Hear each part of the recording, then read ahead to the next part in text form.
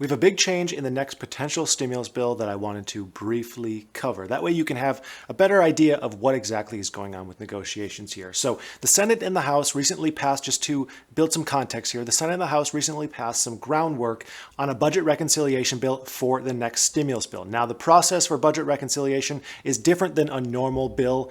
They have to approve things beforehand before putting the bill together. It's kind of backwards. So there's still a lot of debate and back and forth movement that needs to happen in order to actually get a physical bill that we can look at and then get those things voted on and then get checks into your account. So this really just lays the groundwork for the stimulus bill, and now the real work has to start. But as a part of the passage of this budget bill, the groundwork bill, if you will, the Senate underwent what's being referred to as vote-a-rama, basically this 15-hour rage-filled middle-of-the-night amendment session where over 800 amendments were drafted during this period in the middle of the night. I mean, it's kind of mind-blowing to think about, like a bunch of senior citizens pulling an all-nighter. I mean, I can't imagine my grandparents doing a 15-hour overnight session of The Family Feud, much less a legislative debate. But anyways, that's apparently what happened. It's just kind of insane to me. But as part of the amendments that were passed, of the 800, not all of them were passed, only a few were passed. Some of Biden's stimulus proposal was altered with non-binding changes. So we can still see some change within these changes. They're non-binding. But the first one was more narrowly targeting the stimulus checks. You've likely already heard about this, but there's talks of lowering the income limits down to potentially $50,000 a year for individuals and $100,000 a year for joint filers. And we don't know exactly what it would be for head of households yet. But we also have a rejection to the increase of the minimum wage. And I thought that this was really important to talk about briefly.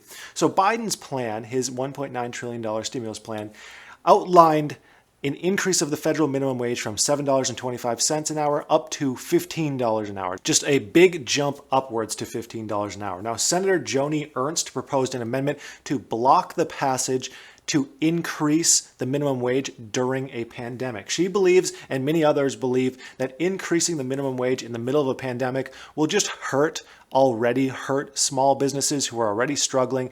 You know, many businesses are on the Paycheck Protection Program loans or have applied for EIDL grants and loans.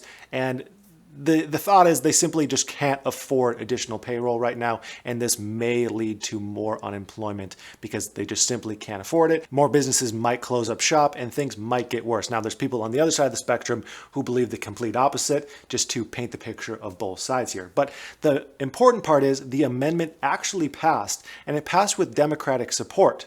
So the amendment, again, was to not increase the minimum wage in the middle of the pandemic to $15 an hour. And even more surprisingly, one of the supporters of this amendment was Bernie Sanders, who he himself is proposing a standalone $15 an hour minimum wage increase. So what happened here? Why was the massive change in sentiment from the Democratic Party?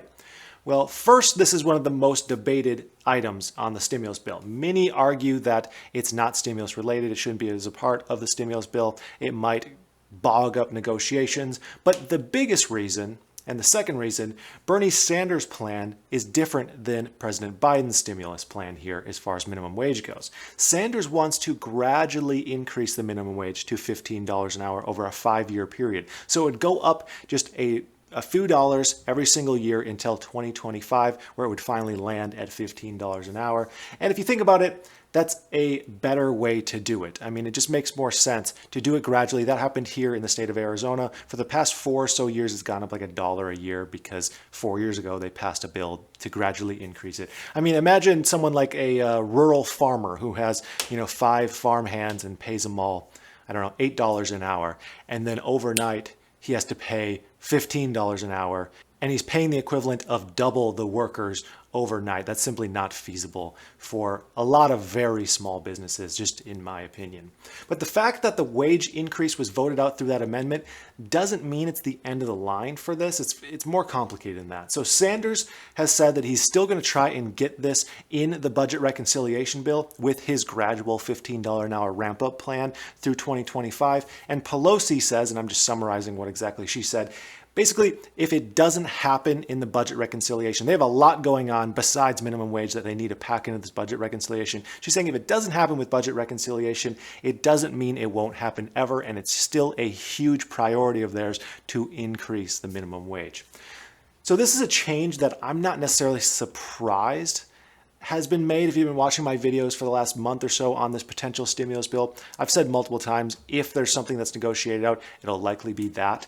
Other areas that we might see some changes to on a future stimulus bill, just due to some Republican pressure or moderate Democratic pressure, would be funding to state and local governments. We might see that pared down. We might not, depending on the budget reconciliation and what exactly happens in the next month. And the dollar amount for unemployment boost, we might see that come down a little bit as well as a potential item that could be debated. Again, we might see this as a passage just completely forced through with budget reconciliation at that total $1.9 billion amount. So I hope that this summary helps clarify what exactly is going on in the latest stimulus bill. And I would just like to thank you for watching, and I hope you have a profitable day.